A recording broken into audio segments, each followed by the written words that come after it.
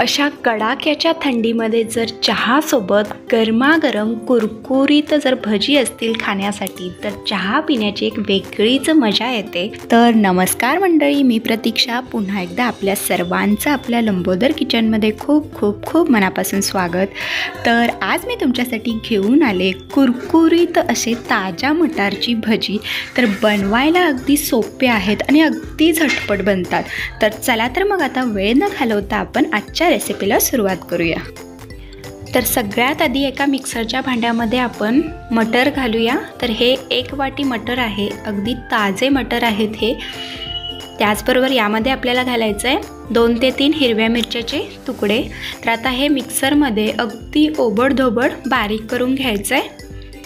तर इथे मी हे मिश्रण मिक्सरमध्ये बारीक करून घेतले। तुम्ही बघू शकताय अगदी याचं टेक्स्चर, अगदी एका दुसरा जर मटर राहिला तरी काही हरकत नाही।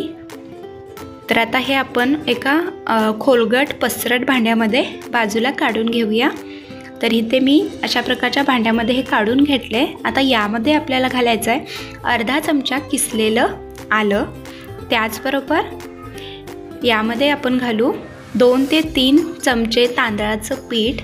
यामुळे आपले जे भजी आहेत ते अगदी कुरकुरीत होतात। त्याचबरोबर यामध्ये घालायचं आहे पाव चमचा हळद, एक अर्धा चमचा जिरे आणि एक पाव चमचा ओवा असा हातावरती क्रश करून घालायचा। त्यामुळे त्याची जी चव आहे ती भज्यामध्ये छान लागते। त्याचबरोबर अर्धा चमचा लाल तिखट, तुम्ही तिखट तुमच्या आवडीनुसार कमी जास्त करू शकता।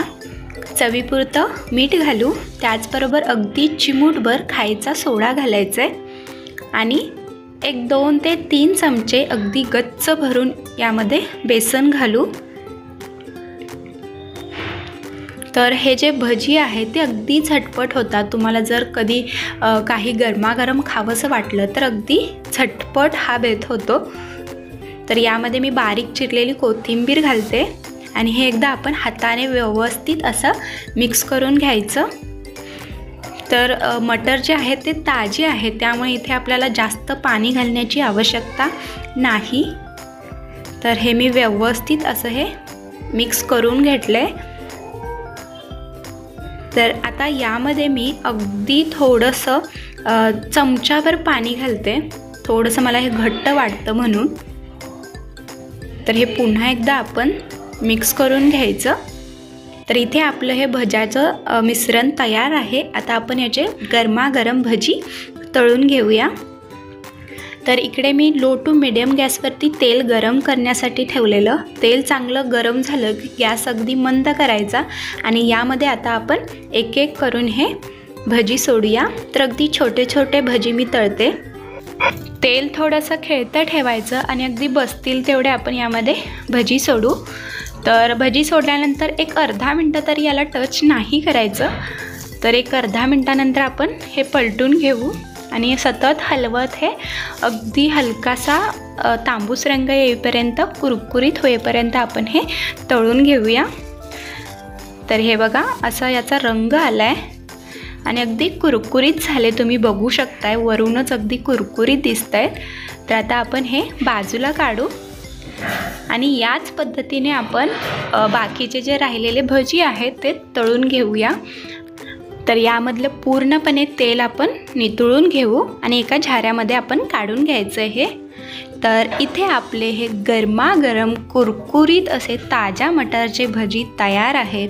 तर बनवायला अगदी सोपे आणि अगदी झटपट बनतात, त्यामुळे अगदी कुणीही आणि कधीही करू शकेल। तर तुम्हाला मी एक दाखवते। तर हे बघा अगदी वरून कुरकुरीत दिसतंय आणि आतून अगदी खुसखुशीत। तर आजचा माझा हा व्हिडिओ तुम्हाला कसा वाटला हे कमेंट करून नक्की सांगा। व्हिडिओ आवडल्यास लाईक आणि शेअर करा। आणखीन तुम्हाला कोणत्या रेसिपीज पाहायला आवडतील हे देखील कमेंट करून नक्की सांगा, त्या देखील तुम्हाला मी दाखवेन। पुन्हा भेटूया अशाच एका नवीन रेसिपीसोबत। तोपर्यंत धन्यवाद।